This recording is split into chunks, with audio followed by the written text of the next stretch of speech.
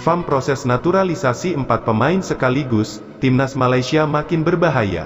Namun sebelum lanjut, jangan lupa subscribe, like dan share channel ini dulu, agar kalian tidak ketinggalan informasi seputar bola setiap harinya.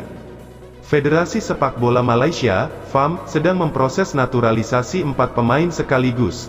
Tentunya jika proses naturalisasi ini sukses dilakukan, akan membuat timnas Malaysia semakin berbahaya bagi tim lawan, termasuk timnas Indonesia. Hal itu diungkapkan oleh bek Terengganu FC, Argzim Rezovic. Ia menginformasikan bahwa saat ini ada 4 pemain yang sedang menyelesaikan proses naturalisasi timnas Malaysia.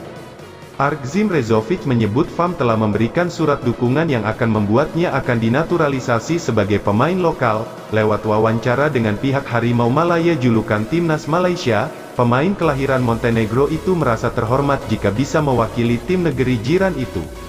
Liridon mengatakan kepada saya bahwa bermain untuk Malaysia adalah hal yang sangat luar biasa, meskipun dia berasal dari Kosovo, ungkap Argzim Rezovic, dilansir dari Makan Bola, Minggu tanggal 19 Februari tahun 2023.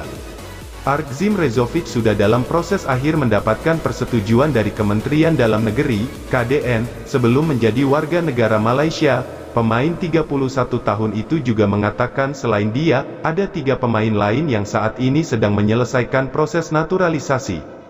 Ketiga pemain itu termasuk 2 pemain KL City FC, Paulo Josu dan Romel Morales serta bintang Johor Darul Tazim, Endrick Dos Santos. Ia pun berharap proses ini bisa cepat selesai agar bisa mewakili timnas Malaysia di masa depan. Jika Anda bermain untuk Malaysia, satu negara akan mendukung Anda. Tapi saya tahu itu tidak mudah karena tekanannya sangat tinggi, harap Rezovic.